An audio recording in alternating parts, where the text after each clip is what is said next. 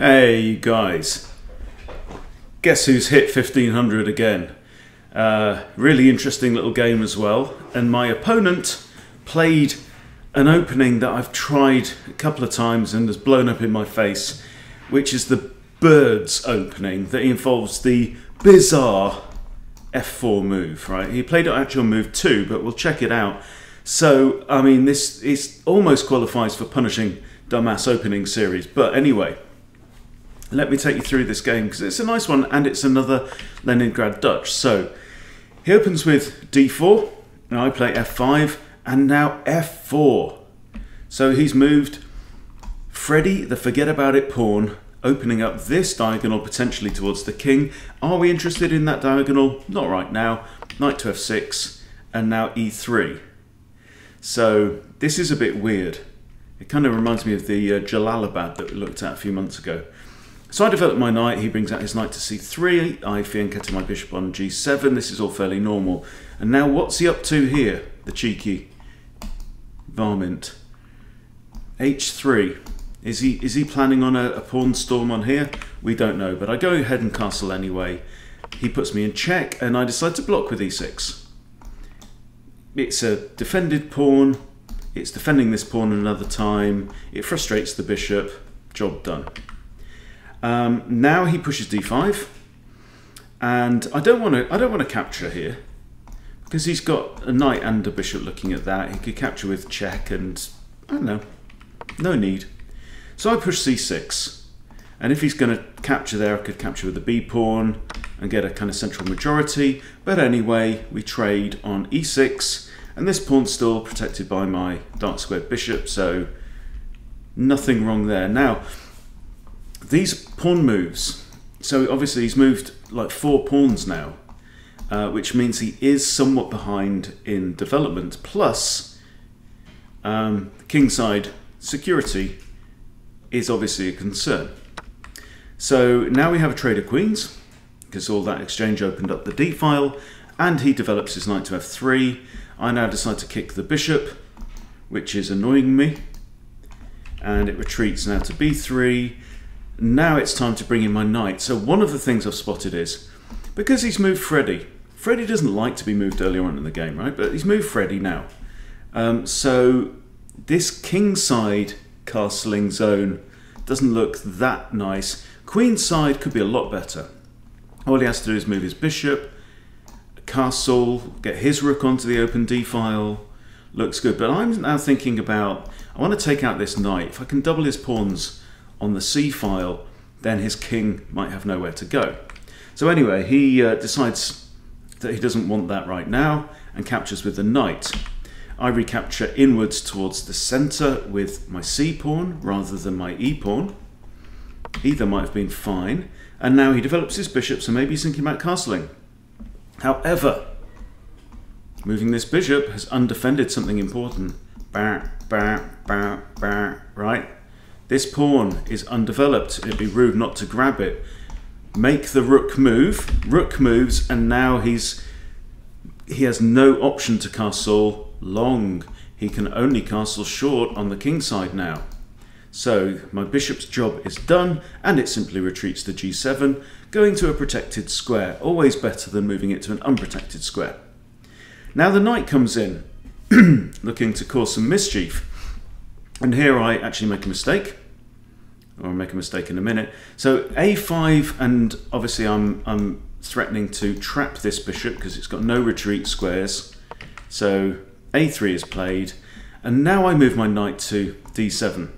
And this is a bit of a mess up, because in this situation, when you've got knights that are opposed like this, right? The knights are both covering these squares. Now with moving to here, I'm offering a trade of knights, but now look, he plays knight to c6. And yes, he's looking at my rook, but more than that, which I failed to notice, he now has 2 attackers on this pawn on a5, which is annoying. So I move my rookie rook in line with the king, and I give up the pawn. So my pawn advantage is now eradicated. However, he's made the wrong move here. Right? Check this out, okay? If he captures with the knight, no problem. However, you could argue his knight actually has nowhere to go because he's got his bishop still on there. But all he needs to do is maybe drop his bishop back, and then he can drop his knight back to there, right? But capturing with the bishop is the wrong move, and here's why. Yes, he's moved his bishop into a position where it is threatened by my rook, okay? Now, it's threatened by the rook, but it's defended by the knight. Only the knight.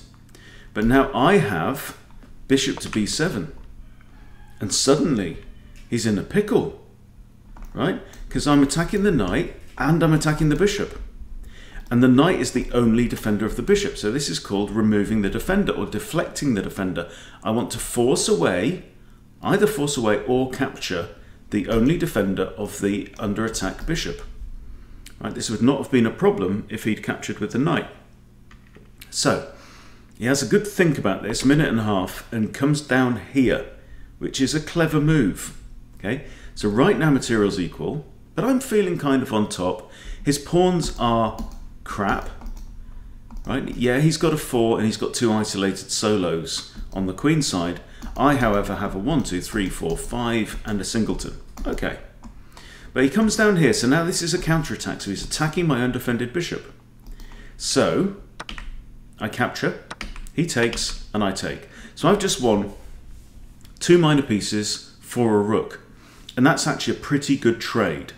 In general, people are often tempted to trade a knight and a bishop for a pawn and a rook, as can very often happen like on f2 or f7, right? But in general, that is supposed to be better for the defending player who loses the rook and the pawn compared to the attacker who loses the knight and the bishop. And the reason is because it's simply pieces, right? You've lost 2 pieces, and pieces working together can be a lot more powerful than pieces on their own. So leaving your opponent with 2 minor pieces compared to your extra rook tends not to be great. Plus, in this instance, he didn't get the pawn, so it's not even numerically, arithmetically equal. So he's traded 2 3s for a 5. Okay, now, what's more, notice this. Look at black's pawns, all on light squares. Every single one of them on light squares, yeah? And white only has a light squared bishop. So that bishop, I mean, where can it go? I mean, currently it's confined to 2 squares on the board, which is rubbish, okay? I, however, still have this guy, the deadly black square, dark squared bishop, right? So now it's time to try and convert to a win. So he tries to break it and open up the board, which I think is a good idea. Right, his bishop's got nowhere to go. So he's got to, if we're going to eradicate this guy, open up some space, the bishop might have at least some play. So we trade off pawns, and this is all right. Now I simply move my bishop to a6, stopping him if he's got any ideas of trying to get his king to safety. No, you don't. And now he snatches my knight. I grab back. This is a pointless check, I would say, with rook to b8. Just move my king, and the rook's now, they're going, now what? Okay, now the king moves. King's trying to get to safety, because here he's looking at, for example, my dark squared bishop that's just been sitting there lurking in the corner, biding his time the whole game, getting ready to come in. And there you would see the strength of the bishop pair, right? 2 bishops together can control an impenetrable force field up the board, yeah? And the king can't get through that force field. 1 bishop, king can dance through. 2 bishops together, nah. So he tries to get the king safe. I now push h5. I don't want him to have any ideas of coming up with his pawns, really. He pushes h4, and now I break in the middle. So this is what you've got to do, you know? Try and break open the position. If he pushes his pawn, he just loses his pawn. If he takes, I'm probably going to take with the rook, or I might take with the bishop and with check. So instead he plays this, and this was poor. Okay, what's wrong with this move? take a second. I'm going to have a sip of tea. What's wrong with that move? You can see what he's trying to do. The pawn is pinned on the rook. Technically it's pinned. Okay, the rook's undefended. So surely if the pawn moves, and if my pawn could move over here, yeah, he'd be right. He'd have a free rook and he'd be in a winning position. But, pawn takes e3 comes with checkity check, right? He hasn't got time. He hasn't got time to capture my rook because he's in check. And when you're in check, you've got to move out of check on the next turn. It's the rules. Okay, now, he can't capture the pawn with his king because I get his rook. And the pin idea backfires. And he can't go onto this square or this square. He can't take the pawn. He can't move anywhere away from the rook. He's got to defend the rook. Right, so king e1 is forced. And now the game is over in a couple of moves. Bishop c3 now. I ignore this.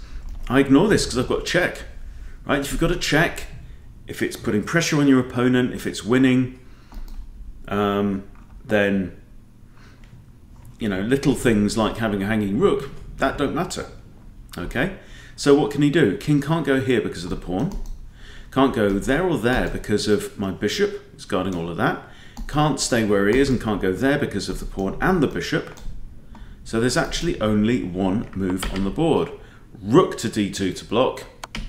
Now bishop takes, king to d1, and I've been working on this recently, of actually spotting checkmates. Sometimes I've seen that I miss checkmating opportunities. So in here, pawn to e2, check and mate. This bishop's defended by the rook. This bishop's defended by, sorry, this pawn's defended by the bishop. King can't go there or there because my bishop, and can't go there or there because of the pawn. Beautiful little checkmate, bringing up my 1500. Not for the first time, it's about third or fourth or whatever time that I've hit 1500. This time I'm determined to stay if I can. Been doing really well climbing up the ratings recently, but I have played quite a few games against lower rated opponents, which is not generally my recommendation if you want to improve, but you know, the downside is of course that you've got more to lose when you play lower rated opponents. So, but you've still got, as long as you carry the same kind of mentality into every game. So this guy's 1334, right? He can play chess. And he's not guaranteed to blunder, right? And I could have lost a bunch of points if I'd disrespected him or failed to give him the respect that he deserves. But I don't think I did, and I'm quite proud of the finish there. So all good. I mean, it would have been really tempting, you know, to think about kind of discovered checks with the rook and trying to be clever and fancy pants about it, but you don't need to, right? Checkmate. Thank you very much. Good night. So that's all. That's everything for now. Fingers crossed. So my goal for 2021 was to get above 1500 and stay there for the majority of the year. As it happens, I've been in the 1400 to 1499 range for practically the whole year. I have tipped above 1500 a couple of times, but if I can build on this, stay above 1500 for the rest of the year, I will be one very happy bunny. So there you go. Thanks for sharing this with me. I just wanted to share a bit of success. Thanks for watching. I'll see you soon.